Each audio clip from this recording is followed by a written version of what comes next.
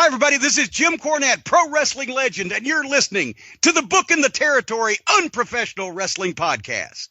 This is the artist formerly known as Daryl Van Horn, James Mitchell, the Sinister Minister, and I'm here to let you know I would rather slam my cock in a car door than to miss the dulcet tones of Hard Body Harper, my illegitimate son, on Booking the Territory podcast. Woo, Messi, this is professional wrestler Jimmy Valiant, the Boogie Woogie Man. Tell my people, my brothers and sisters, don't you dare miss Booking the Territory. Oh, yeah. This is a one-man gang. You're listening to Booking the Territory Pro Wrestling Podcast.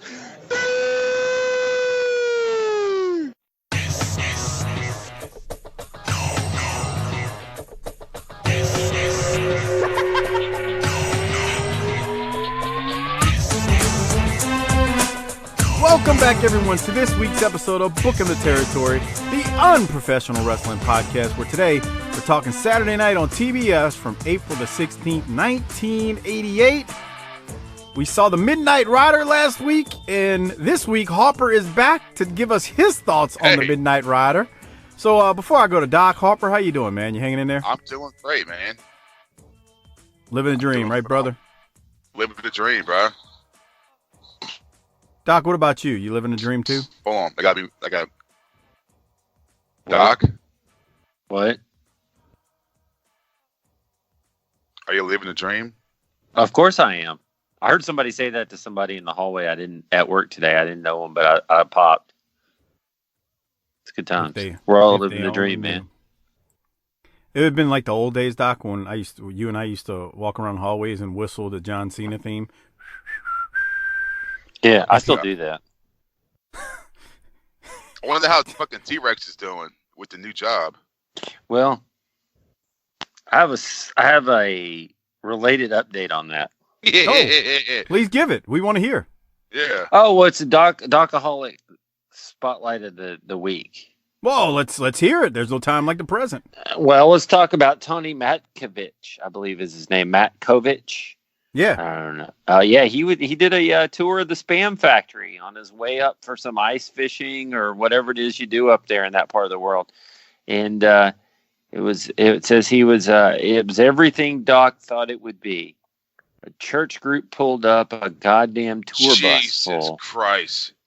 I'm old and white. These people were all the way old and white. One asshole was holding a can of Spam with chorizo. He was asking what chorizo was. I had to get out at that point. Fuck that. That sounds like a fucking horror movie. He got a BTT mug while he was there, took a picture, and said he was going to drink whiskey out of it in honor of me. So, I don't know what's going on with the T-Rex, but his spirit lives on at the Spam Factory. I think it's pretty spectacular, and I applaud Tony's efforts. but you know what? He's not the only guy that gets in the spotlight this week. All right. We got another one. I'm not sure if he's black or Mexican with this That's nice. appearance or name convention that he's got going on, but it doesn't matter because when you're in the Army, we don't see color over here, right? Oh, right. Are you about to give it to Robert Silva? Yeah. This is okay. Let me set the stage. This might be the greatest tweet in the history of Twitter. But please proceed. Mike 504 Saints. There is no way that Harper isn't black. Everything he says in his life experience is scream being a brother. He loves big booties. He calls Arabs Arabs. He's run from the cops, getting STDs, dating women with children. He's a brother. Yeah. I didn't get a fucking STD. What the fuck is that from? See, that's how you know he's white. Well, no, I think the assumption was made with the squirter that Harper needed to take a trip to the clinic. Yes. The pisser. Yeah. That was you, Mike. You kept saying that he was needing penicillin shots left and right. I think everybody just assumed that Harper had gotten some green goo coming out. Oh, God. Imagine dealing with shit like that. Imagine that there's people that just live like that all the time. Yeah, I know. That just give zero fucks. That's those people that you said, Harper, that we were talking about on Live PD, that they are just slogging through life, just waiting to die. Yep, pretty much. And they go to the Dollar Tree with like change, buying like a fucking beef jerky and a thing of speed stick.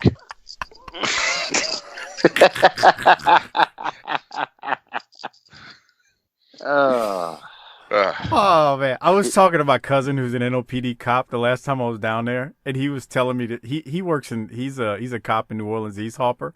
Oh, and God. they got oh yeah, oh God, he's got wonderful stories. And he was on a call for is there like a Dollar Tree or Dollar General like on Reed or Bullard or something like that you know of? Yeah. Okay. It's off of Morrison. Morrison, there you go. So anyway, they got a call because some guy had stolen and walked out with two big old jugs of detergent. And this asshole is on his bike, and he's riding away. And my cousin, who I will remain unnamed, says, I had to take a picture and video before I stopped him because I don't know how this asshole was riding. I don't know how he got the bike started because he's riding without his hands on the handlebars, and he's got two, like, 1 gallon or more jugs in each hand, and he's just balancing on a bike and riding. And he pulls up next to him, and he goes, hey, man, you just take them from whatchamacallit? Pull over for me. And the guy drops the bike and just starts booking it because, you know, and then he stops, like, 20 seconds into the run. He's like, bro, I didn't steal nothing. Well, you just fit the description of the guy who just stole it. Well, no, I got this from my friend's house. For one, how the hell was he riding a bike with 2 jugs? How did he even get started? How did he even get the bike started to ride with 2 big old jugs of detergent? Yeah, I don't know, bro. He probably can't read, but he figured that out. That's like Evel Knievel shit. It really is. Anyway, all right, Doc, I love your Doc-A-Holic spotlights, especially both of them, Silva and Matkovich. So thanks, guys. Both of them. Well, hey, you know what? Before you start telling people how to become patrons, because we've got a lot of neat stuff up over there, I'm ready to get to the ring because, you know, unlike everybody else on the circuit this week that's pumping out best of shows, we're going to keep going hot this week. We're going to keep progressing the storylines. We're going to keep the ball rolling. We're not going to just churn out the old greatest hits, are we, Mike? We're not going to mail it in, is what you're saying, for the best. Oh yeah, that's what I'm saying. Okay, all right, yeah, I hear you. Real quick, we will jump into it.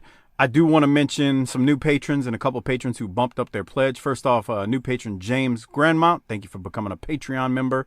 Ace 1973, Matthew Gibson, thank you for becoming Patreon members. Enjoy the 200 plus Patreon episodes. Doc and I actually just did we did a WWF pay-per-view, believe it or not. We did Jesus Christ. Boy, we recorded that shit at like 3 a.m. Oh my God, we were so exhausted and Doc was drunk. It was crazy. But enjoy those, James and Matthew. Well, if I'm drunk, imagine how drunk other people would be. Dead. Okay. And then also shout out to Chris Brazda and Mike Parker. Thank you for bumping up your pledges. So there you go. Become a patron. Bump them up. Let's bump them up. tinyurl.com/Patreon BTT is how you become a patron. Get access to 200 plus Patreon exclusive episodes, including the video reviews. Now we'll get into this thing this week because I want everybody out there to ask themselves, what else could I be doing to support this show? Because once again, people don't understand how perilous each and every episode is. I mean, this thing is on a shoestring budget. We never know if Harper's going to make it. Yeah, I got shit to do. Yeah, this thing is perilous. So whenever you do something for the show, it makes us feel like, oh, that's why we do it. He's got shit to do, like broads, right, Harper? I got shit to do. I got money to make and chicks to bang. Well, and like we said, since that's the case, let's get into this. It is April 16th, 1988.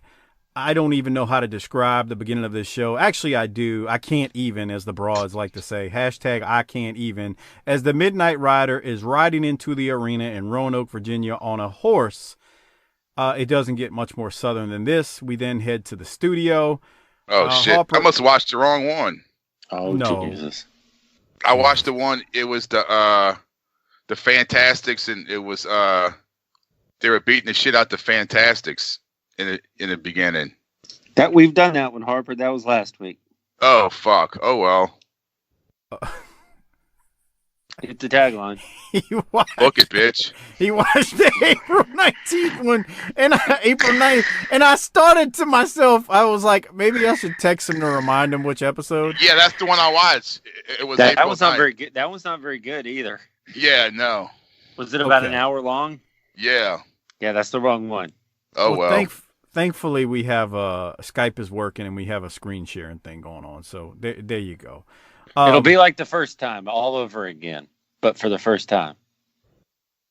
How long's this one? Like 3 hours, man. God damn it. It's an hour and a half. Fuck. Yeah. It was an hour and 26, yeah. Jesus, I got shit to do. But we go to the studio, and Well, Tony... just cut a promo on the Arabs, and we can call it a day. We go to the studio. Tony tells us in the opening that JJ has taken a tape into the Jim Crockett Promotions offices to prove Dusty is the Midnight Rider, and we will hear more. And then, let me get to the timestamp. Jim Cornette runs in, and he's got something to say. Here it is. Gonna get a chance to, hopefully.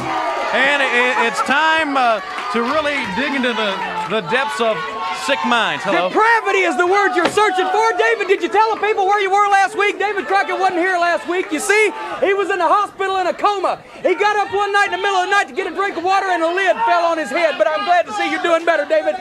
Ladies and gentlemen, I present the United States Tag Team Champions, a couple of big, strapping boys, beautiful Bobby and Sweet. So, Doc, we found out why Crockett wasn't there last week. He was getting a drink of water out of his toilet, and the lid fell on his head. Any thoughts on any thoughts on that, Harper? It sounds about right. Bro, and then during the match, Corny cut a promo on everybody. Oh, Jesus Christ, did he? So everybody caught some. We'll beat anybody, man. Jeez. I don't have the timestamps because he basically ran his mouth for like 7 minutes during the match. On every tag team, Tully and Arn, the Powers of Pain, the Varsity Club, everybody. He cut a promo again, and I need to repeat. It went almost 7 minutes this match, and he talked the whole time. The best thing he said though was, and most ridiculous to get some heat was, he started talking about Ron Simmons, and he says, Ron Simmons won a letter as a letterman. Someone had to read it to him. That's nice. What? Very classy. Very classy. Anyway, Doc, did you have any other thoughts on his commentary during the match? Just he left no stone unturned. He's hot right now. He's whipping people with belts, cutting promos on everybody. He's ready, man. He was pretty damn vicious, man. It was I don't want to use the term all the way live, but it was pretty vicious. Now Harper's going to enjoy this promo from Corny right here though, because Corny's about to. I want you actually, Harper, to pay attention to Stan and Bobby. They score without the ball. Here's Cornette and the Midnight Express. They're good, but they're only number 4. They're only, hey, just like I covered a minute ago, moving up number 3, then number 2, number 1. By the way, the count's still going on. 12 months coming up on U.S. Tag Team Champions. Now, I hope Bobby Fulton brings that old hag mother of his down there to ringside in Greensboro, that final match. Because as a matter of fact, besides wanting her to see me strap her son, I'd like to strap that old hag. I'd like to take and put a few stripes on that old barnacle-encrusted battleship's back. But let me just say this, we were in Baltimore, Maryland the other night, 10 or 11,000 people down there at the arena. The Midnight Express wrestled the Fantastics for 42 solid minutes of action, getting them all the way, brother, full steam ahead. And a guy came up to me afterward, he said, Jim Cornette, it was an unbelievable contest of human endurance. I am surprised with 4 men fighting like that for 42 minutes that somebody wasn't seriously injured, that somebody wasn't permanently crippled. You know what I said to him? You know what I said? It's only a matter of time, brother. It's only a matter of time, Fantastics. It's only a matter of time before we get a knee or a back or a a shoulder or a neck or something else to keep you out of professional wrestling for good. It's only a matter of time. And when we do that, regardless of what's the matter with you, regardless of whether it's a neck or a back or a shoulder or a broken leg, we're still gonna whip you. No matter how bad we beat you, we're still gonna whip the hide off your back to teach you that lesson.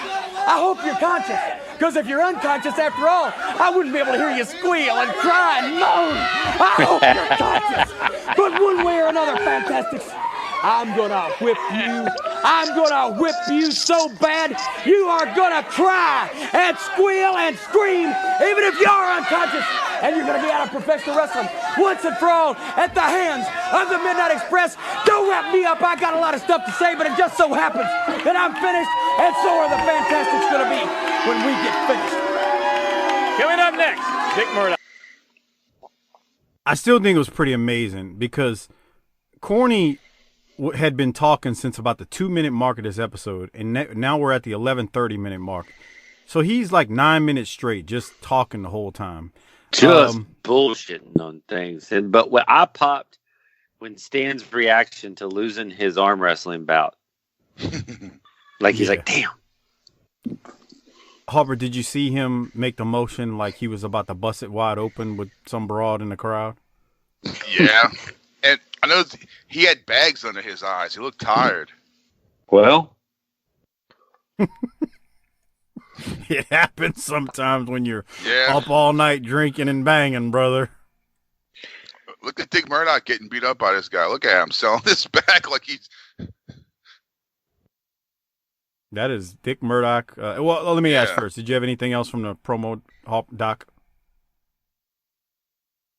No, I got to tell you though, this feud with I think I said this last week. Fantastics Midnights has got me entertained, and I'm all the way in.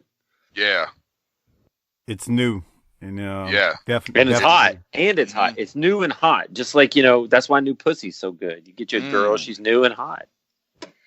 Man, it's been a long time since I've experienced that firsthand, so I'll have to rely on that's not what you said. You told me you were getting tired of Sasha. You're getting ready to go on vacation and see if you can't pull something else. Sure. That's nice. With my kids, I'm going to go pull something else while they're there. Well, you put them to bed. You put them to bed, and you duct tape them into their bed, and then you go out and get yours. Yeah, you just strap them to the bed, and you bring some bungee cords and just put them under the covers, and then you just keep the TV on for them in case they wake up. They got something to watch. watch. I mean, why don't I just duct tape them to the wall while I'm at it? I mean, Jesus Christ. Well, whatever you got to do to get. You, huh? I don't want to tell you how to live. I'm just giving you some ideas and options. All right. Dick Murdoch defeats Larry Stevens. I got a question, Harper. In a pinch, what would you say if I told you that I was thinking about mixing some Malibu rum with some fruit punch Gatorade? All right. Okay. That may if I'm not here for a while during some point of this episode, I've gone off to do that. Okay. Why? Okay. Well, I'm drinking my last beer right now. So I used to mix it with orange juice. Oh. We have pineapple juice in the house, but that's too much sugar. So we used to buy the jug of that old cheap concentrated orange juice, and then we would pour half the orange juice out and just pour the rest put the Malibu in there, and we would just shake it up, and we just walk around like that.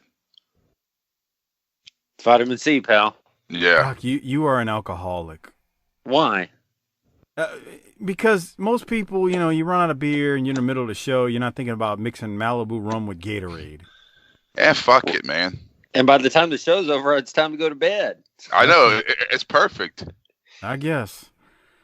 Dick Murdoch defeats Larry Stevens. Doc, you got anything from it? That's one I had nothing from it, so that's why I decided to get Harper's mixology report on my idea. I mean, this guy got some stuff in at the beginning. I get some electrolytes too, so Oh, I think we're talking about the match. I was actually still talking about the drinks. Okay. Yeah, and they go 6 minutes too, Harper. He not only got some stuff in at the beginning, but they went 6 minutes. Well, we're going a full hour and a half today, so everybody's gonna have to work. Everybody's gonna have to work their matches. All right. You know, I bet these old timers were in the locker room doing the same shit we do. Braves started yet? God damn. Yeah.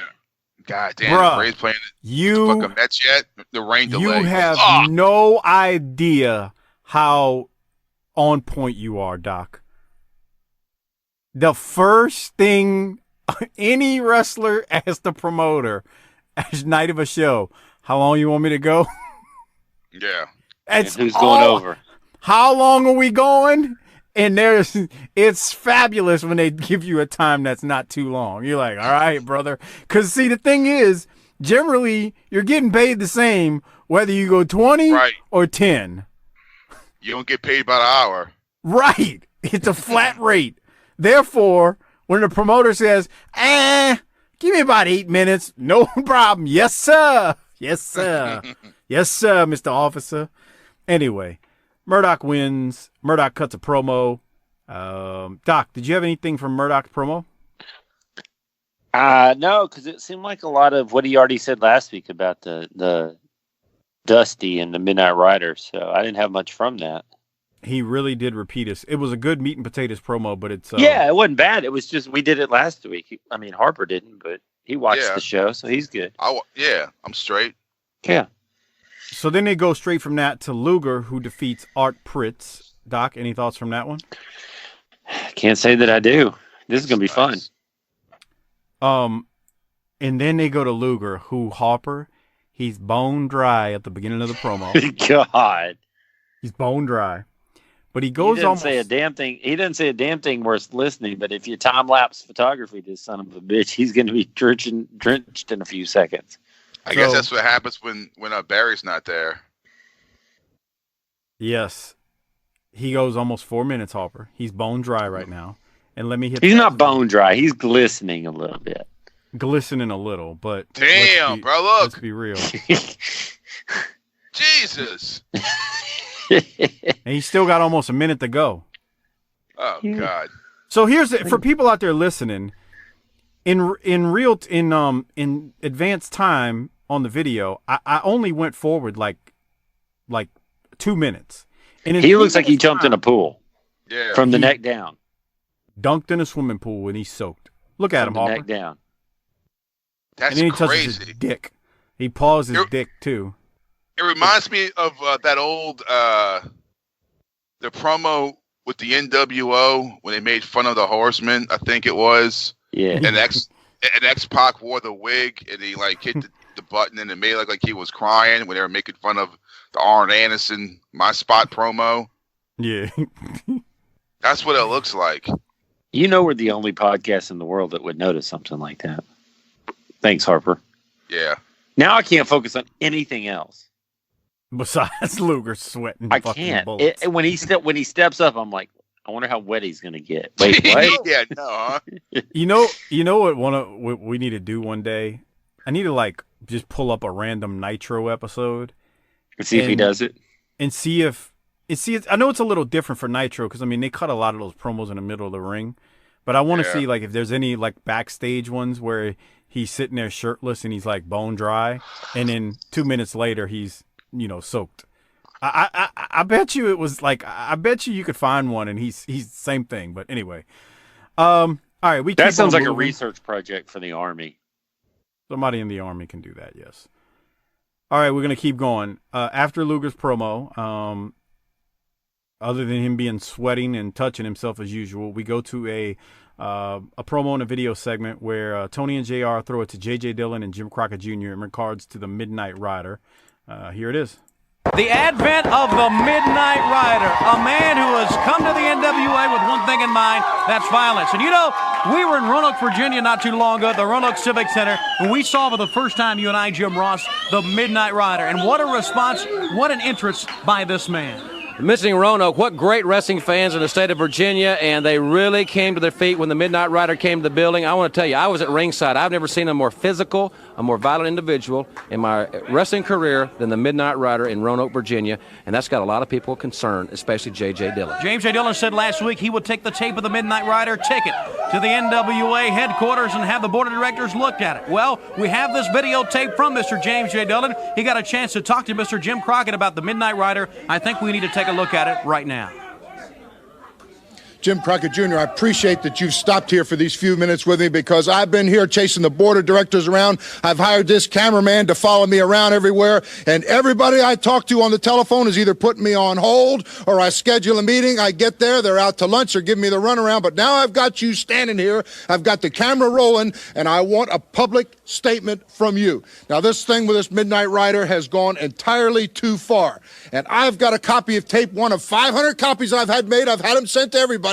But now I know that you're going to take a look at it because right here I have a monitor and I want to take a look one more time at this tape because this in and of itself is a living proof. Now, your glasses, you got your glasses with you? I don't need any glasses. You don't need your glasses. Okay, you take a good close look at that monitor and let's roll that tape right now. All right, so they roll another tape of the Midnight Rider. Harper, you saw last week's, and this is similar to this week. So go ahead and tell us your thoughts. Same thing? It's not the same, but it's similar. Yeah, it's the same thing. I couldn't hear it because the music is too loud. That's because we figured out last week they're trying to get over the top of the Midnight Rider by Allman Brothers. That's what I figured. They're trying to cover up the music they used, and I'm like, at first I wasn't expecting it, and here I'm like, what is this, like a Civil War looking shit? And I'm looking, my note was fuck Dusty and fuck this horse. Yeah, and I looked and I was like, wait, I think that's Magnum. And I was like, why has he got a baseball? I was like, oh God, here we go. That's a great way to put it. Here we go. This was round 2. Bullshit. And I was like, first of all, I don't even know what in the fuck you're saying. And then I was like, man, I forgot about this shit. This is some hokey horse shit. And I'm just thinking, just get to the point where the Road Warriors stab him in the fucking face. There you go. Let's just speed up the fucking process. No, can't cheat the process. I mean, we weren't kind that's of what was missing last week from when we did it. Yep. Yeah, because he says, we're going to introduce you to a new wrestler. I'm like, damn, I wonder who it is. And then it's this fat tub of shit. Yeah, then it's Dusty with the mask. I'm like, fuck. Holy shit. And I like Dusty as a wrestler and as a character and as a promo, but this doesn't work for me. Yeah. I told you what my problem was last week. My problem was I had already seen this angle already a few different times. There's a lot of time between 85 in Florida or 84 in Florida and 88 on the national stage, too. Explain what you mean by that. Technology, you could. The territories are really dying. Yeah, this is a territory angle. This is not a national angle. Yeah. And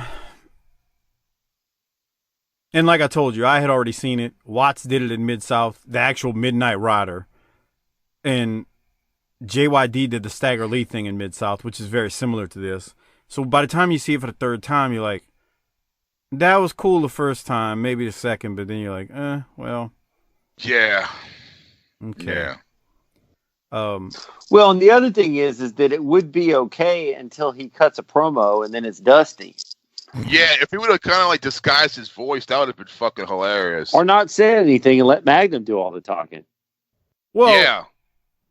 And then let's also talk about the fact that Harper just alluded to it a second ago. The problem with what they have on the network too that really just throws this thing and makes it stupid is that Midnight Rider theme song actually helps out the promo. It's like the music in ECW. The music made ECW the connection to the audience that much more. You got this dubbed over shit that you're drowning out the Midnight Rider music, so you can't hear a thing that even Dusty or Magnum's saying. The stars aren't the stars, pal. We're the stars. Yeah. Instead of the WWE paying up. That's why nobody gets over. There you go. All right. Let's keep going. Let's see what JJ's got to say about it. Yeah, JJ's got something to say about this video that they just watched, and he's sitting here with Jim Crockett Jr. Obviously, we have both looked at what has to be irrefutable proof that the Midnight Rider is, in fact, none other than Dusty Rhodes himself. We must have seen two different tapes, or you need new glasses. Get the fuck out of here. Are you telling me that the tape that we just looked at, that there's even one iota of doubt in your mind that the Midnight Rider is none other than Dusty Rhodes? That was the Midnight Rider. This is becoming a very, very frustrating situation. Now, if you are telling me that that is not proof, what do you need for proof? Do I have to take this Midnight Rider and put him in a wrestling ring somewhere in this country and get an NWA sanctioned official, a referee, and pull the mask off the American Dream, Dusty Rhodes, and grab a referee by the neck and put him in his face and say, that's Dusty Rhodes? That would be proof. Yes, it would be, Mr. Dillon. You're trying my patience.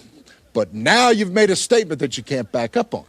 Because you're saying that if I can get the Midnight Rider in a wrestling ring in a sanctioned match with an NWA official, sanctioned by the National Wrestling Alliance, pull the mask off, and prove to him that it is, in fact, Dusty Rhodes, then what I've heard said behind closed doors, and you were there and agreed to, that if Dusty Rhodes, in fact, is impersonating himself while under suspension as the Midnight Rider, that the suspension would then be, I'm so excited!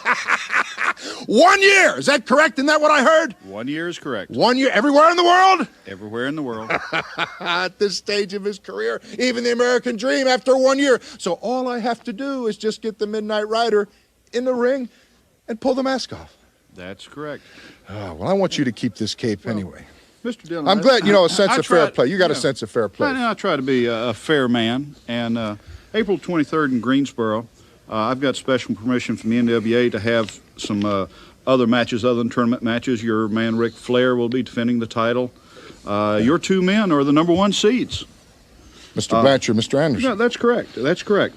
And I have a contract here, an open contract for another match to be held in Greensboro on the 23rd. And really, all I have to do is fill in a name.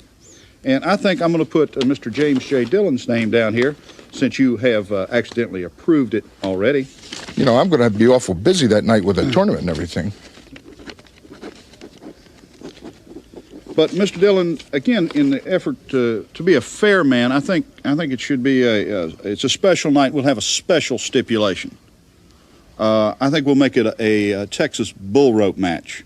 And your opponent will be the Midnight Rider, and you will have the opportunity to prove your point. Thank you, Mr. Dillon. Get back here! What are you talking about? That's some foul shit, man. They just did as JJ. Yeah. What you think, Harper, about this? I don't like it when the authority figures do shit like this. Me either. Yeah, I respect you, Booker, man. Because they're supposed to call it right down the line. And he's obviously not calling it down the line. Right. I don't like that. Not only is he throwing him in a match, he throws him in a bull rope match. It's supposed to be like, this is kind of... He throws him in a Texas bull rope match, but the Midnight Rider's from Colorado. That's bullshit. The Midnight Rider also said that his horse's name is Dos Diablo, which translates to two devil. It's just stupid. What's wrong with that? From Diablo Canyon, Colorado. Get the flying piss out of here, man. Yeah, I'm with Harper. Because it's supposed to be, no matter the kind of hokey horse shit you see, he's always real and calls it right down the line. Right. And now he's a part of the whole fucking thing now. Showing favoritism. Right. He's part of this storyline now. That's a pro wrestling storyline. Instead of just being the authority figure. Yeah. Doc, what are your thoughts? But what if JJ gets that mask off? Yeah. And it's not him. It's an opportunity. I hope so. I hope he gets it off, to be honest with you. And then Uncle Ivan just beating this poor bastard with a chain on the floor. Fuck Jesus, that. Man. What an asshole. Did you see that chain? He was swinging that chain. And, I know he's a professional, but there's a lot that can go wrong there. Yeah. Right. That sound of it hitting the concrete. Fuck that. Any other thoughts on the Midnight Rider, Hopper, from that segment? I just think it's dumb. I mean, I don't know. I mean, back then you're probably like, oh, but now it's no. Well, that's the other thing is I was 10 and 11 when they did this shit the first time. Then I'm 14 the second time. There's a lot of time between those ages. You believe a lot of shit at 10 and 11. You figure it out by 14. Exactly. Well, shit, though. I mean, the first time I saw the angle was Stagger Lee, and I was 7, so that was like, holy shit, this is awesome. But I mean, in between that was 1982. 6 more years later, I'm 13. I'm thinking, wait, come on, man. So yeah, I'm. How come our 13 and 14-year-old asses figured it out, but those old motherfuckers, dumb Southern Isn't that fans, crazy? never got it. Still wanting to stab a motherfucker just because wrestling made them hot. That ain't Dusty. That ain't Dusty. Go ahead, do it, Hopper. Of course it is. That ain't Dusty. Dusty's back at Austin. Hey, suspended for 120 days. That ain't Dusty. If you think That ain't that's Dusty, I'll whoop your ass. Yeah. We can sell this shit in the parking lot. We take this shit outside if you want to fight, motherfucker. Well, you handle this shit in the street, man. Come on now. That ain't Dusty. I don't give a shit what you say. You can call him that's the Midnight Rider from Dos Diablo Canyon, Colorado. I don't know where that is and if it's in America, but I can tell you, I could. If you think that's Dusty, you and I can settle this shit outside. Motherfuckers ready to fight each other over this stuff. Get in the truck, sissy. I don't wanna. Get in the truck, sissy. I don't wanna. No. Remember that? Yeah. I told you I didn't see it. Mike does it. Give me a break. Ooh, yeah. Why you gotta change the subject? You're right. I sure deserve it. The Barbarian. I'm gonna throw this shot out there right now. All I'm going to say, and I won't say too much here, but Harper, you better go back and get some lyrics ready for Smooth Up In You when we record tomorrow night. All right. Barbarian and Warlord defeat Bob Riddle and Steve Atkinson. We saw Ivan lay to chain one of those poor saps on the outside. And then Paul Jones, the Powers of Pain, and Ivan, they cut a promo. It's pretty meat and potatoes, although I thought Ivan was pretty good. Doc, what did you have from this? Just assume that from now on that when Paul Jones cuts a promo, I have nothing. Yeah. New rule. If they're out there talking, I didn't have anything. What are you about to say, Hopper? I keep waiting for him to leave because I coming. know they're going to W. Right. I know it's coming and they're going to feud with Demolition. I know it's coming. It's not far, man. Where's Boogie Woogie Man? He's still working. Memphis? Is he? Mm-mm.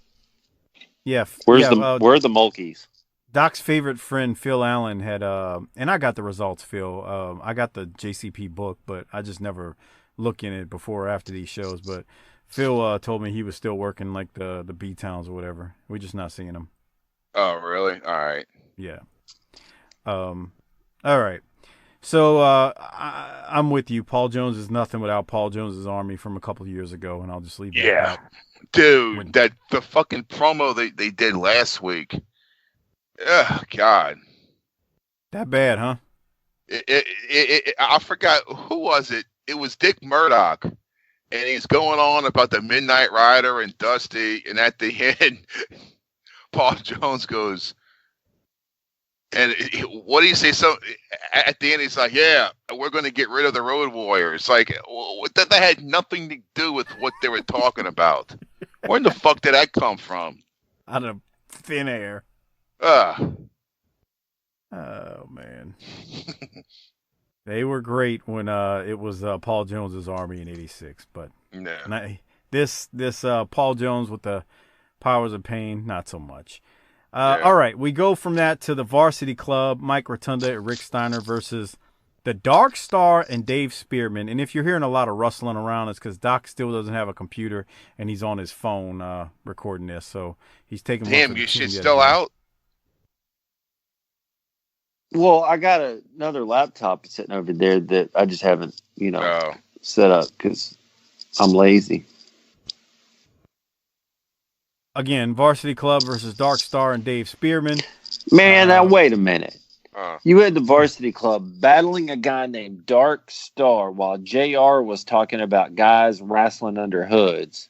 I got real nervous during that match. There was too much imagery going on there. It was like, come on, man. Is that Dark Star? No, I can't see. No, the Dark Star is the guy with the red tights. He's got red tights with tassels on his boots and a white star on his red tights. He's gonna come in a second. I need Harper to see him when he does come into the ring, because it's like when you see him, you're like, what the hell with the tassels? It's rather absurd. What's wrong with tassels? Like the Ultimate Warrior tassels? No, just like look. Tassels here help he you comes. smooth Look up at in these people. tassels, Harper. Look at the. Yeah, he's like an Indian. What? What's up? You see those tassels that they're like 4 inches You know long? what that looks like? You remember when fucking cheerleaders used to wear them fucking boots? That's what it looks like. I don't get those short ass tassels. I'm like, what is this shit? Anyway, but he is the Dark Star, and he's got tassels on his boots, like cheerleaders, like Harper said.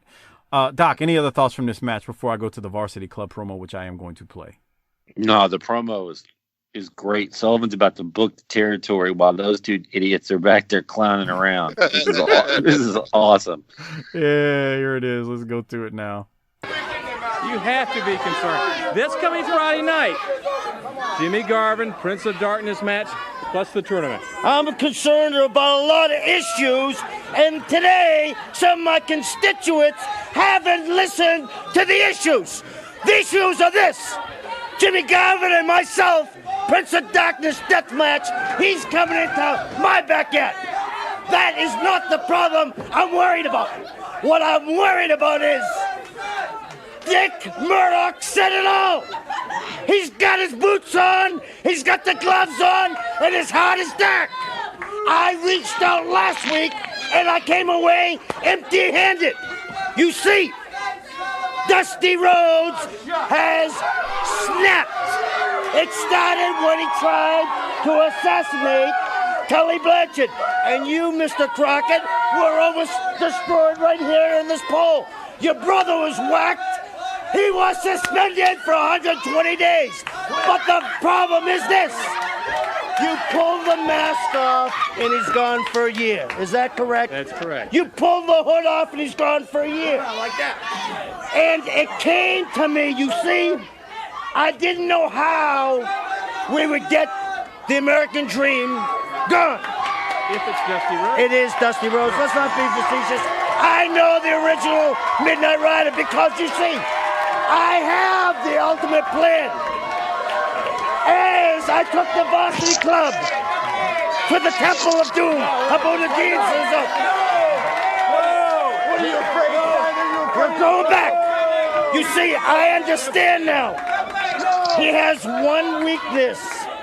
And I want everybody to listen because nobody's taking it serious except maybe Murdoch. Cornette's not taking it serious. I don't know if Jones is taking it serious. JJ is taking it serious. And I'm taking it serious. JJ, I have the ultimate plan. You see, he has one weakness still as the Midnight Rider. And that weakness is to help the underdog, to help the poor, to help the underdog. And the underdog is this. The underdog is my Patty. You see, gorgeous, she was my Patty before she was ever precious. And she was my Patty with an eye before you were ever gorgeous. And in the doom, and when the temple is there, you see, he'll have to come for her because he has one weakness, and that's the underdog.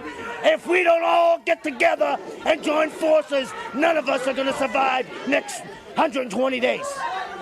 All right, ladies and gentlemen, let's go to the ring. All right, Doc, as Rotunda and Steiner are back there goofing off, what did you have from this? So wait, he's got to nail Precious to draw the American Dream or the Midnight Rider out so that all of them can band together and unmask him. Do I have that right? Something like that. I mean, I think he kind of just mingled the two in together. I don't know if they were meant to be related, but he sure did go on and on about insinuating that he used to bang Patty, a.k.a. Precious, before Garvin was married to her. I wonder how that really went over, you know? Yeah. It's an angle, but, I mean, there's a difference between Rick saying, I'm going to do it, and Sullivan saying, I used to do it.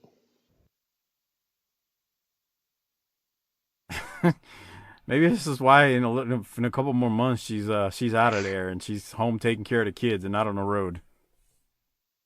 I don't know. What else you got, Doc?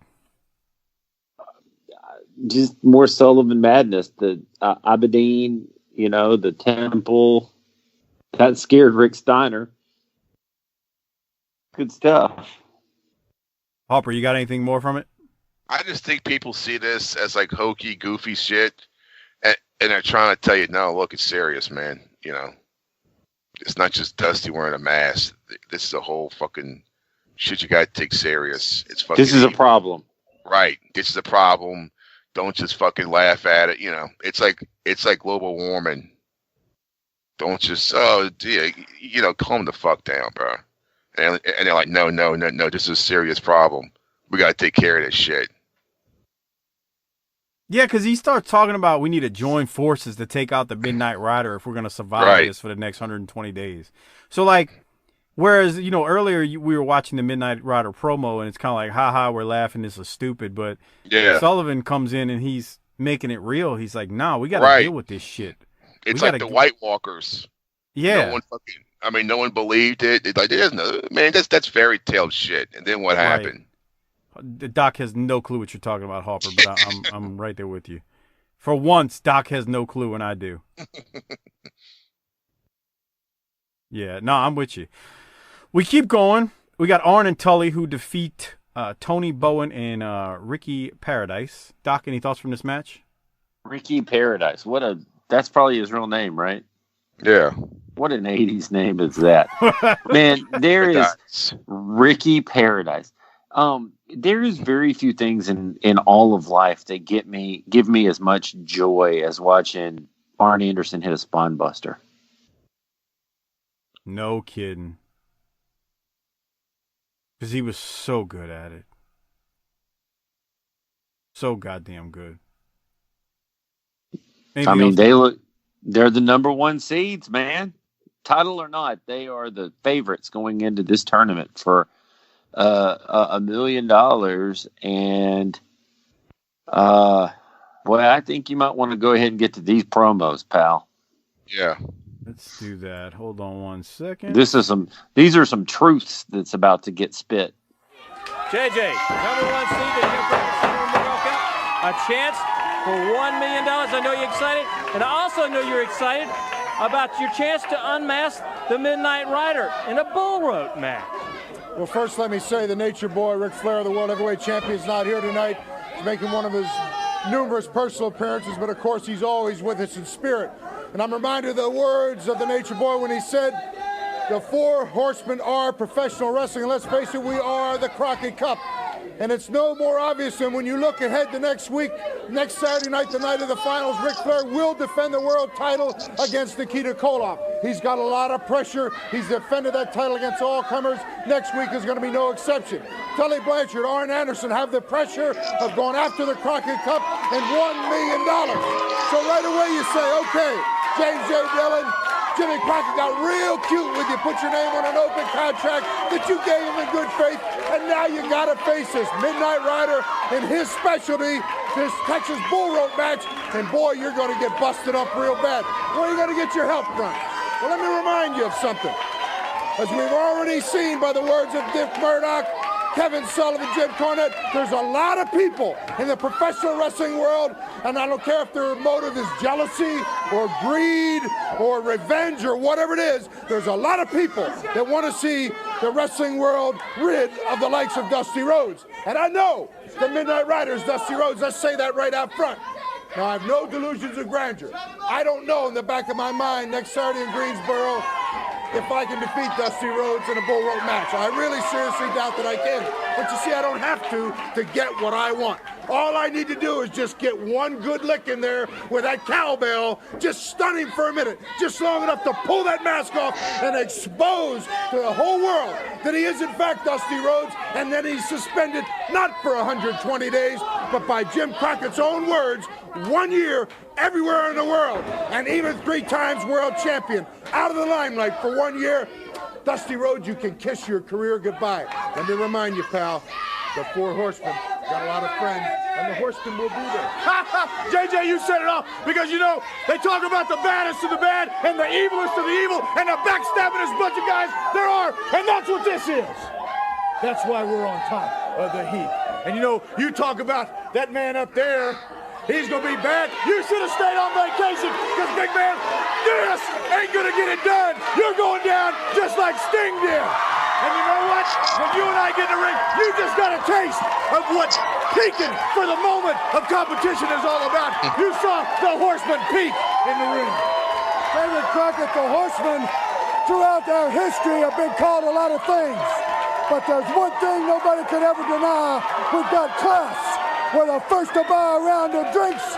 And the reason we are called class, we conduct ourselves like class acts. Everywhere we go, whether it be a restaurant, the mall, a nightclub, or just some little kid that's got something to say if we got the time. Now, a lot of people don't like us, but there's a lot of wrestlers in this business that are jealous of us because of one reason. You see, nobody gave us a lot of money or a big contract or a big bonus on potential. They gave it to us on our track record. First time we came to Jim Crockett Promotions, myself, Tully Blanchard, anybody else, Ric Flair, J.J. Dillon, we were untested. And by God, we had to come out and draw money, put butts in seats, and that's why we dictate what we are, which is the elite of this business. The Horsemen throwing the Crockett Cup. We're going to add $1 million to our kitty. We are the finest. We will manifest ourselves at the Cup. All right, let's go to the ring. All right, Doc, what you got? Bruh, hit the tagline. We can take it on home. How can you be tired of fucking Arn Anderson? What is Lance's problem? Oh God. He said they're a class act at the beginning. We're class, and then we came here. We proved ourselves. We draw money. We're going to add $1 million to the kitty. He stood there too. And the good thing about it is, while everybody else was jaw-jacking and they were good, he was looking down going, I'm getting ready to own this whole motherfucker. Yeah. He said, one of his quotes during this, no one can deny we have class. A lot of people don't like us, but there are a lot of wrestlers in the business that want to be us. Mm-hmm. We draw money. That's we true. We draw money. Could draw money with a box of green crayons. Is that the corny line? Corny line. I think Corny had that. Corny used that line. You couldn't draw money with a box of green crayons or with a green crayon. Corny also said you couldn't draw a greasy string out of a cat's ass. That's nice. That's some fucking redneck shit. How did the string get there? Yeah. I know. Maybe it's a tapeworm. Oh man. Hopper, what were your thoughts on Arn right there? It's fucking great, huh?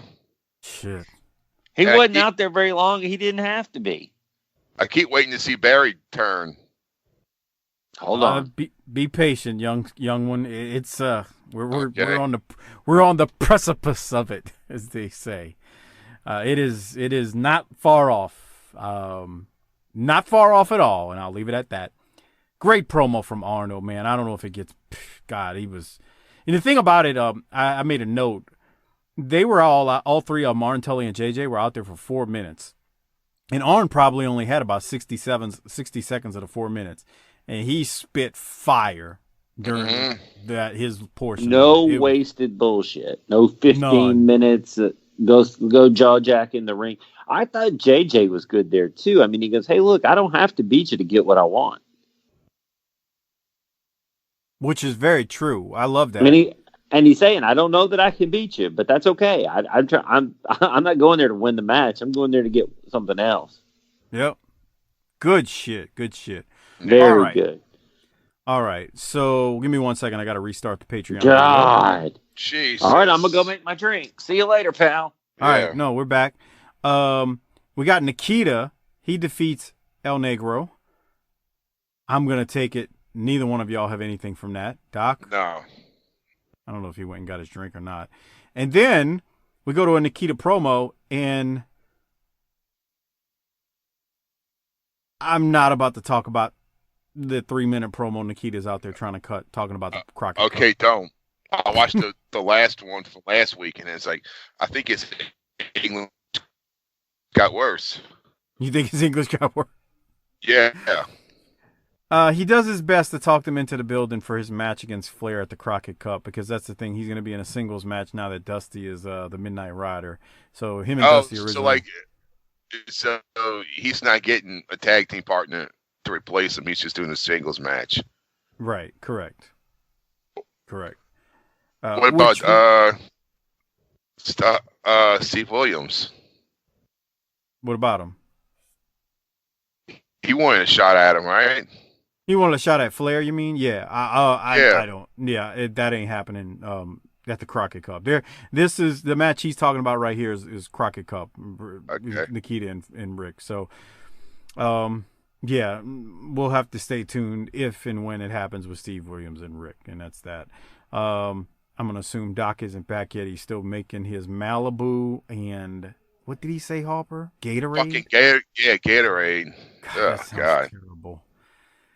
All right, so after Nikita rambles for a while, we get Jimmy Garvin, who defeats Larry Davis, and then we get Jimmy Garvin and Precious out there cutting a promo. Doc, are you back yet? You know, it must be nice just to walk off and just kind of just do your thing in the middle of a show.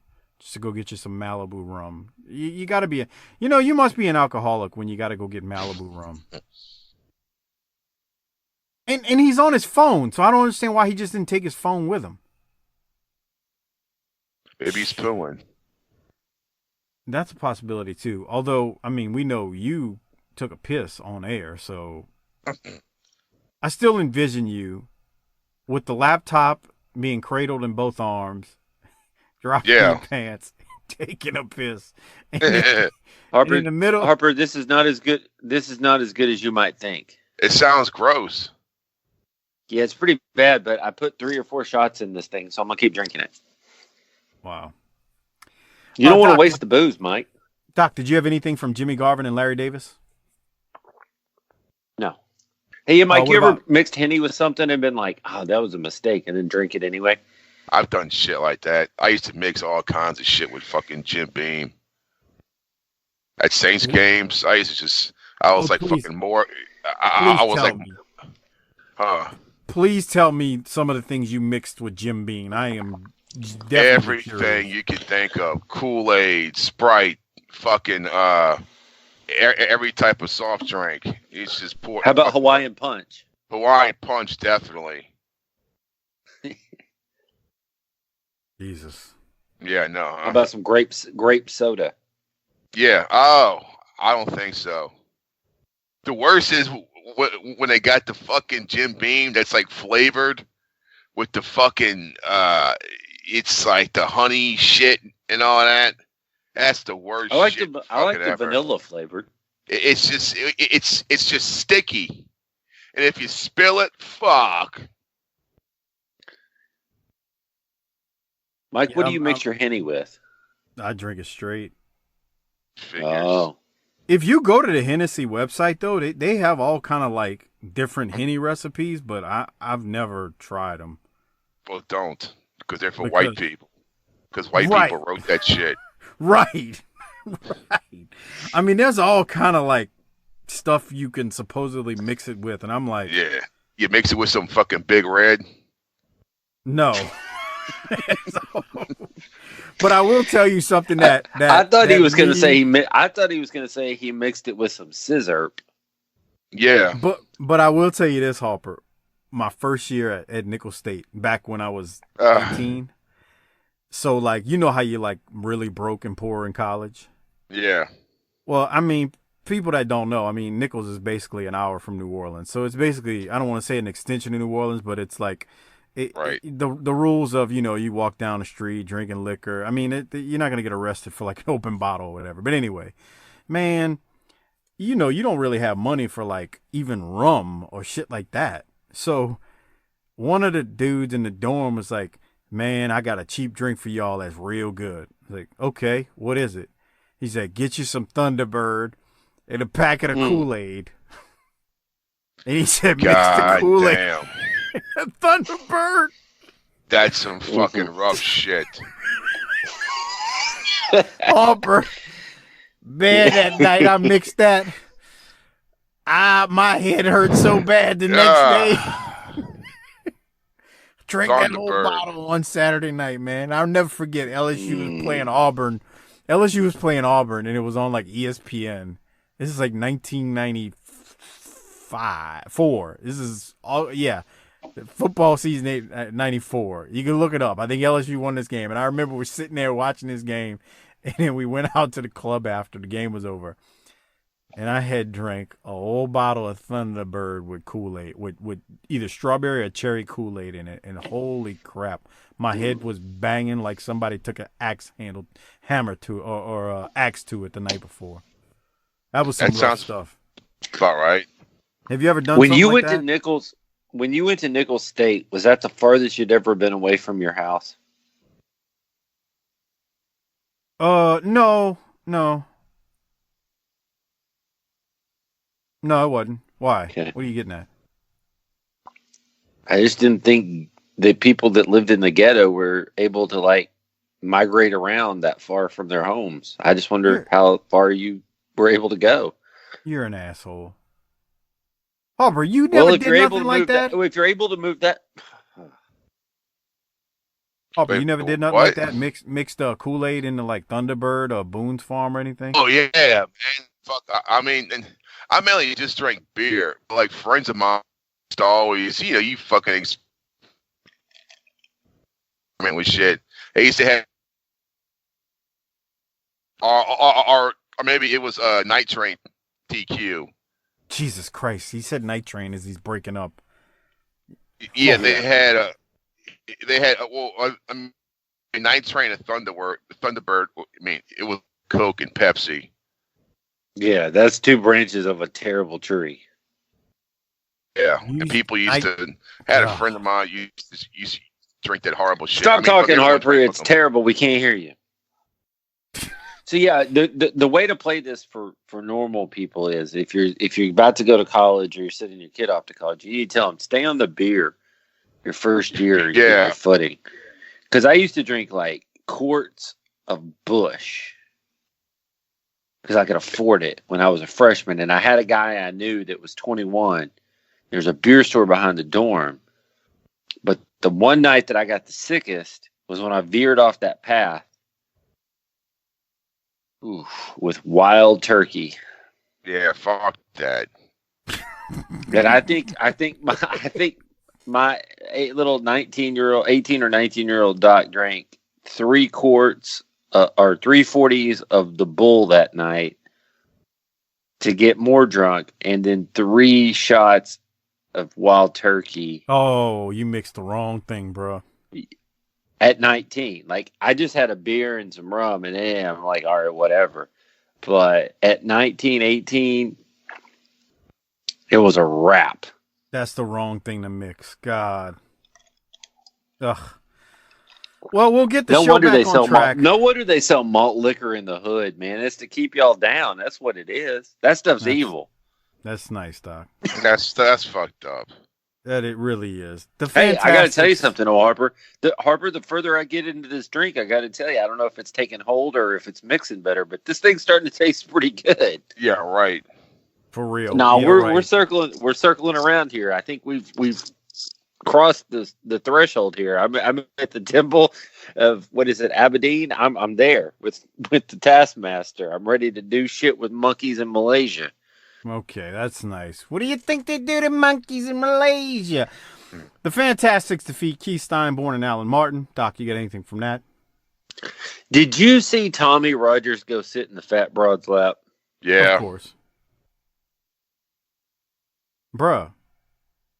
He's working, man. Is he ever? These guys are over too, man. Let me tell you something. That pop is huge when they come out. Yeah, they fucking like these guys. It's like the Rock and Roll Express 2.0. It sure the hell is. And like I said last time. Okay, so hold on. Harper, we had a discussion last week. I want to ask you. Think about this before you answer. Who's a better overall talking tag team? The Rock and Roll Express or the Fantastics? The Rock and Roll Express. So Ricky Morton is so good that he's better than Fulton and Rogers. Yes. Even though Gibson's dragging it down. Here's the thing. It's the Fantastics are good, but they're a lot more meat and potatoes when it comes to their promos. Where I've heard all this before. Okay. The point is, and I guess the point y'all are trying to make is that Morton could fall into the same, oh, we're not here to play, we're here to stay. Rock and roll's here to stay. But there are times when he could cut a transcendent promo. Right. And the thing is, who first started saying that promo? That was theirs. What about this one? What? What about this one? What's up, you Ajax can't wash off? Ajax, Cornette, Midnight Express. But Harper, you making fun of Gibson, but let me remind you, like I reminded Doc, of that Smoky Mountain promo where they're standing in front of the trash can and they're talking about the street fight with the gangsters, and Gibson's like, "Oh, bro, bring it on!" and they screaming, and we're laughing at them like they're two drunks. And Gibson popped us because of his stupidity. So I just want to remind you of that. Yeah, but no, go ahead. I didn't mean to interrupt. I agree with you, Harper. The Fantastics are more meat and potatoes. I mean, they're good. Yeah. We were also talking about the fact that the Fantastics were better than I remember. No. Oh, you said that. I didn't say that. I did. I said we were talking about the fact that the Fantastics were better than I remember. Which shocks me from you in a way. Because you saw them in World Class. I did see them in World Class. But, dude, they were up against the Midnights, I think, there. Well, Corny was filling up the screen, man. You got to remember, that's back when Corny was given like 10 minutes on that Saturday night show. He's talked about that. The Will Rogers show out of Fort Worth, they were like, just go out there and talk. And he goes, that's where I learned how to talk, because I had 10 minutes. Just talk. And so then you have Cornette on one side cutting promos. And then, like you said, they're meat and potatoes, but they weren't holding their own with Corny doing 10-minute promos. No, hell no. All right, Doc, any other thoughts on the Fantastics defeating these guys here? Here comes the rocket launcher. Kaboom. Where the rats at? So they go from the Fantastics. Look at them. They're getting ready to shake some ass here. Yeah. Look at that. And shake it. It was like a jacked up Huey Lewis. Wow. I want a new drug. I want a new drug. Was I Want a New Drug the same song that sounded like Ghostbusters? Oh, I think so, wasn't it? When you sued him? Yeah, I think so. I think there was some lawsuits in there. I saw him live a couple of years ago. Huey Lewis in the news before he. How was that? He wasn't bad. They weren't bad. People forget how big that was. Dude, they were big for like about 10 years almost. Huge. They had that Back to the Future song and the album about Sports. To say, that's how I found out about them. Right. I mean, Sports was a huge album. It sure was. You know who I bet likes Huey Lewis a lot? I bet Fritz Mulkey likes Huey Lewis. I got a Huey Lewis koozie somewhere. Jesus. Yeah, I bought it. You just get a Spam Slam mug. Speaking of spam, they just showed the Fantastics winning the Spam Slam of the Week. And then I want y'all to listen to the crowd here during the Fantastics promo. Here it is. They're over. The Fantastics. Listen to the fans and what they're chanting. Well, I'll tell you, Mr. Crocker, we love the fans. I hear a lot of people out here talking about them being rich with money and Rolls Royces, and these guys over here talking about eating more spam. And we just beat two guys with the Spam Slam of the Week, right? Well, let me say this. Bro, the fans are screaming, "We want spam! We want spam!" Did I hear that right, Doc? It's a crowd of T-Rexes. Yeah. And then Bobby says it. He goes, "They want spam." What? Man, here's the thing, and you know they fucked this up. If they weren't out there, if Spam didn't have somebody there on Saturday mornings to hand out free cans of Spam, they were missing the boat. Yeah, really. Or at least give out fucking T-shirts or something. Bumper stickers. Shit, Spam is cheaper than the shirt. Yeah, that's true, huh? Yeah. Bruh, you're not kidding. Can't eat a T-shirt. I mean, you hand out free samples of Spam, and then they just go buy the Spam because they're getting free samples. They're like, "Man, this was some good Spam. I'm going to go ahead on down to the store and give me a couple cans. We can put that shit in the frying pan and fry us up some Spam for dinner tomorrow night." I'm gonna make a sandwich with it tomorrow and put it in a Junior's Dukes of Hazzard lunch bags. You ever put mayonnaise and ketchup on it too after you fry it up and put it on some bread? 2 slices of white bread? I mix it with my eggs in the morning. Jesus Christ. That Spam is Have you ever rolled it up? Have you ever rolled it up into a ball and shoved it up your ass? Nah. Never. All right. It comes out. It's truly double damn at that point. Nice coat. You know what I did recently with Spam? Shit. Please.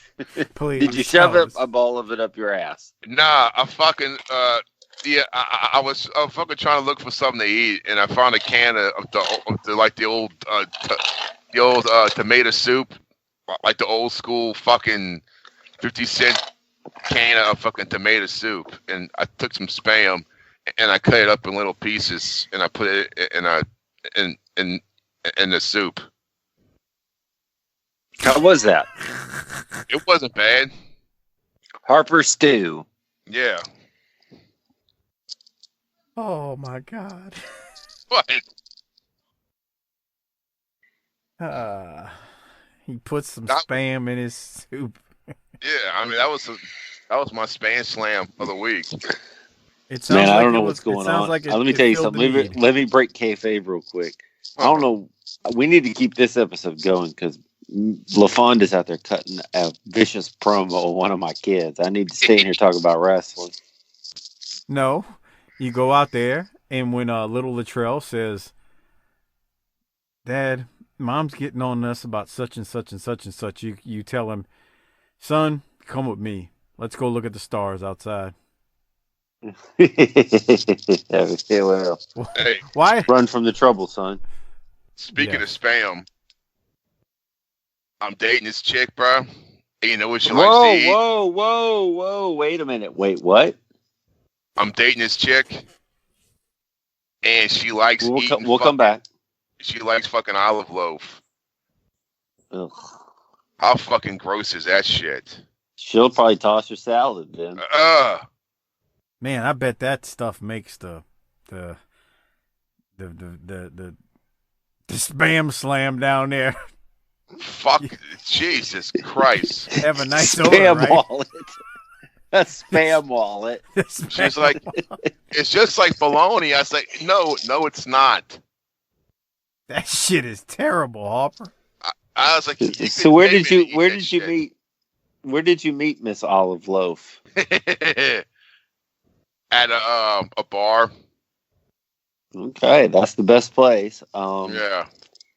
Anything else you'd like to share? I mean, you did it good. We're far away from any holidays where you have to buy anything. Yeah, no, until fucking that's true, huh? That's perfect. That's good strategic planning. Yeah, because I mean, Christmas, fuck, man. There's no guarantee that y'all be together at Christmas. Come on. Yeah, no. She eats olive loaf, and you got a Roger Staubach poster on your wall. This is not gonna last. Oh shit. Well, you ain't in it for the long. You ain't in it for the long haul here, are you? Yeah. Oh, you are? Yeah. Oh. Well, good luck. Well, with that said, let's go now to Al Perez just defeated Ryan Wagner. Let's go to his promo right now. The Jim Crockett Senior Memorial Cup. You have a team, Gary Hart, your man, and Larry Zbyszko. I have something that no one else has. I have the only team that will be in this tournament that no one has had an opportunity to see except Gary Hart. Al Perez and Larry Zbyszko has spent many, many hours wrestling with no viewing audience other than Gary Hart. So remember, the rest of you people that are saying that you are going to win the Crockett Cup and take the $1 million home. How can you be so sure when you don't know what I got? And I got the very best, because the name of the game is wrestling. And if you're in condition, and if you can go the hour, if you still have something left when the rest of them tongue is hanging out, you got a better chance than anybody else. And nobody knows what they can do except me. And you know I don't touch nothing but the best. That's why I don't touch the Midnight Rider, you scummy, lying, juicy, freaky dog. Sooner or later, Dusty Rhodes, the mask is coming off, and you are gonna be gone, because you are the biggest scam in wrestling today. Midnight Rider, and what's his horse's name? Dos Diablos? We're gonna dose your Diablo if you get close to us, because I got something in my pocket that needs to be laid upside your head. We will take care of the Crockett Cup. All right, ladies and gentlemen, let's go to the ring. Well, real quick before I go to what you got on that, Doc, there's two more things that happen in this episode. Ricky Santana defeats the Gladiator, and then Ricky Santana cuts a promo. Nothing much to it, but Ricky Santana also hits the. No, hold on. You're gonna want to see the end of this match. He hits the worst frog splash in the history of splashes. Okay, well, it's playing. So what do you have from Gary Hart and Al Perez? His wife's knocking on the door, Harper. That's what that was. She's coming in to tell him about the promo she cut on the kid. Did you, while he's dealing with that, did you have anything from Al Perez? I like about fucking Al Perez. Nothing. I mean, Gary Hart and Al Perez. Yeah, I like Gary Hart, man. Doesn't he see real as fuck? You think Conrad has to deal with this bullshit? What bullshit? Interruptions. What'd she tell you? Nothing. It was the kid. Yeah. You can always tell. Man, it's almost midnight. It's almost midnight when we're recording this. Don't you think a 3-year-old should be in bed by now? Nah. Okay. That's good. Yeah, this is a bad frog splash. Let me tell you this. I popped when he was talking about Dusty Rhodes or Dos Diablos being a dirty, juicy dog. And then he said he had something in his pocket for him. Get out of here. I don't want any part of that. And I wonder if Gary Hart ever thinks about just slapping El Perez and saying, shut up while I'm talking. They shut up, boy. He don't touch anything but class, though. He's like, if you don't shut up, I'm gonna drop you off at fucking Falcon's Crest where I found your fucking ass. Lorenzo Lamas, I'll put you on the other side of that wall we're building, and you'll be gone. Did that come on after Dynasty? I don't know. Yeah, no, I think it came on after Dallas. Okay. On Friday nights at like 9:00. My mom used to watch. I think it was Dukes of Hazzard. Yes, Dallas. The Dallas came then on after. Falcon Crest. Yeah. Mm-hmm. That was. And let me tell you something. I lived in Dallas when that. I'm from Dallas. Me and Lance were partying in Dallas back in the 80s. that was stop down TV. So I had to have the Dukes of Hazzard because I was 7 or 8, 9. And then it was everybody watched Dallas and Dallas. Everybody. There's two things everybody was watching: the Cowboy game and Dallas. Everyone. I used to watch Dukes of Hazzard. Then when Dallas came on, when they had the intro playing, and they would show a Cowboy Stadium. Then I was like, okay, I can change the channel. I could change the channel now. That's when it was like, all right, go get some toys and play. We're gonna watch this shit. Here, watch this. Watch this. Whoa! Jesus Christ! All right, so let's go back. Ricky Santana goes up for a splash off the top rope, and it looked like he jumped off a building. He looked like he was falling rather than jumping. Here it comes. Shit. I think we may have just found out why he didn't get a bigger push. Oh God! What a disaster! He looks pissed. Don't be mad at Don't be mad. Be mad at yourself, motherfucker. Slow motion. Look at him. Slipped. No, it's good. It's good. It's good. Whoa! What was the $6 million man when it jumped and it goes? You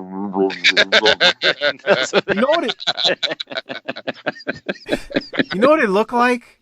It looked like he was like when you're watching in slow motion. It looks like he's trying to frog splash, and he gets caught when he brings his elbows down, and he's like, "Oh fuck, my form's bad," and he's like, "Oh shit, I'm fucked," and he just like flops to the ground.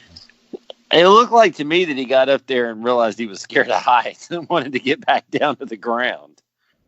Man, yeah, that was probably one of the worst splashes off the top rope I've ever seen. But anyway, he cuts a promo here. I don't even have notes from it. It's just more Crockett Cup talk, and that's all I got. Anyway, man, just crazy. But all right, Doc, we're pretty much at the end of it. This is how they go off air. What do you have? How are we going? They really don't know how to go off the air hot here, do they? No, nope, they don't. They didn't do it last week either. They don't know how to go off the air hot. You nailed it. It's almost like the other thing, the nut, and then they go back to like playing with a tits. It's like it's over. What you doing? Well, that's real classy. Hold put your clothes on and go home. I need him to repeat what he said because he kind of broke up a little. Say that again, Harper. It's like you both nutted, and then he starts playing with her tits again. It's like, no, it's over. Stop. Go home.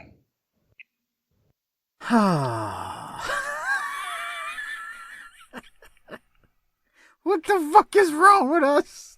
I'm just saying. That's what it's like. We already nutted. It's over, dog. Oh, fuck you doing? Yeah, I hear you, bro. I hear you. I got to look at them on. But go ahead, Doc. Keep going. No. The other thing is that, and the Crockett Cup to me is an artifact of that shit worked great in the territory when you read about it, but it doesn't really excite me. Like the lead up is better than the actual event. It would be nice and the promos if it was all real tag teams and they didn't just throw people together just for the fuck of it. Well, and the other problem is that the cool part about it a couple of years ago is you were bringing in tag teams from other places. Mm-hmm. Now it's just the same. Everybody you already know pretty much. You lost the territories to bring people in and like get new shit going. Yeah. Yeah. I mean, it's one of those things that's better. I had somebody explain this to me once about Ted Nugent. They said Ted Nugent music is much better in theory than it is in practice. Meaning, you hear songs about, he's got a song called Wang Dang Sweet Poontang, and you're like, that sounds awesome. And then you listen to it, and you're like, okay, that was good for like 35 seconds, and then what? Yeah. I think the Crockett Cup is better in theory than it is in practice. It's a good idea, but what do you do with it? They had some teams, but like in the 80, the 86 one was good. I mean, obviously I'm going to go for that one because I was there. But like in '88, I can just tell y'all some of the names that were on it were the Lightning Express, the Sheep Herders. There's nothing wrong with that. The Sheep Herders were on it. Koloff and Murdoch were a team. Tiger Conway Jr. and Shaska Watley. Al Perez and Zabisco, the Fantastics. So they had some team. Varsity Club, they were a team. Tully and Arn were a team. Road Warriors are in it. Powers of Pain. So I mean, they had some teams in it. They had good teams, but there's not anybody from anywhere else that's a legitimate challenge. No, I agree. And I mean, even like the first one, like the Fabs were on the first one, and they weren't in UWF or Crockett at the time. Right. As an example. So I don't know, man. It's again, the thing about it is it's too much. I mean, they did it over 2 nights, but it's still like, I don't know. To me, it was just too much. My lasting memory from going in '86 was the Road Warriors went in the finals. I will say that. The Sheep Herders and the Fantastics, because it was a bloodbath. And it was just balls to the wall craziness. And then Dusty and Rick. I only remember really those 3 matches vividly. Other than that, it was a lot of matches. It was just, and I don't know, man. It's one of them things. I kind of feel like both of y'all, on paper, it looks good when you read about it, but if you got to sit there through it, it's like, this is a lot to sit through. Yeah. And by '88, it was like, all right, it was good to do. And I will say this, like Ring of Honor and NWA did it this year. They brought it back, but they didn't have all these teams. It was totally different. It wasn't 50 million teams in the tournament. It was a one-night tournament, and it wasn't, I mean, the amount of teams that the Crockett Cup had was just, it was ridiculous, man, how many teams they would have. So anyway, all right, Doc, let's go to you first. What are you going to rate this episode? No Rick, long episode. Jeez, God almighty. But decent, good promos, long matches. I can fast forward to those. I'm gonna say B+. A B+? Right. Yeah. What you gonna give it, Harper? Like a C+. What'd you give last week's in your mind? A B. Or a B+. Wow. I mean, this week was way better than last week. It was an hour long. That trumps everything. Gotcha. I got you. Think how busy you are right now. And think what you could have done with that hour that you wasted watching the long episode. You could have spent that with your new girl and impressed her. With your spam skills. And your olive loaf. He's going to bring his broad an olive loaf for her birthday and Christmas. There you go. I'm going to give it a B+ too. And I'm just going to give my Rolex away right now. It's going to Arn. Yeah. I really wanted to give it to Sullivan, and I thought about Gary Hart, but the truth of the matter is when somebody shows you who they are, you believe them. And Arn showed us who he was, and I believe him. Sure did. Yeah. Here's the thing. So he was great in the ring, but he really won that with a 1-minute promo. There's a lesson there too. Less is more. If you do it right, it don't have to, not every song needs to be Stairway to Heaven here, 10 minutes long. Let's get in and get out. Less is more. Speaking of less is more, hit the tagline, Harper. Oh, wait. You probably whoa. What? 1 second. Jesus Christ. Let me tell the people to remind them to use the Amazon referral link at hold on a second. Harper, who gets you can say Arn gets the Rolex too? Yeah. It's Arn Anderson. Okay. Yeah. Now, use the fucking Amazon link, people. Use the Amazon referral link. tinyurl.com/BTC Amazon. Doc, quit moving your phone. I'm hearing a lot of rustling. What the fuck is that? Jesus Christ, it's ridiculous. tinyurl.com. Remember how I told you a while back that I have to do this shit on the fucking floor because I have to get closer to the place where the router is. So I'm not even sitting in a chair doing this. I'm a fucking 45-year-old man laying in the fucking floor, cutting this fucking shit, drinking Gatorade and rum for you people. That's nice. And tomorrow night we got to do a couple of shows too. He's going to be sitting on the floor again. My back is killing me right now, but you know what? I do it because I love the sport, the finest sport in the world, and all of our Army and Doc-A-Holic members. We're going to do this again tomorrow night. I can't go buy some beer. tinyurl.com/BTT Amazon. Great way to support this show. Go buy Bobby Blaze's book, Pin Me, Pay Me. You can get anything and everything off of Amazon, so please use that link. Again, it's tinyurl.com/BTT Amazon. Also, don't forget to become a patron at tinyurl.com/PatreonBTT. There's another great way to support this show and get tons of extra content that we've been cutting. Again, that's tinyurl.com/PatreonBTT.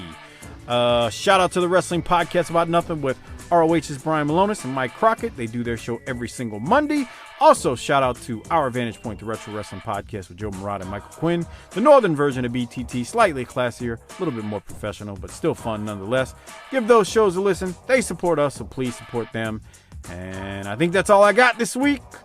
Harper, you got anything, or we need to plug any Wildcat stuff, or no at this point? Nah, All right, Harper, we'll hit the tagline and get us out of here, man. Book it, bitch.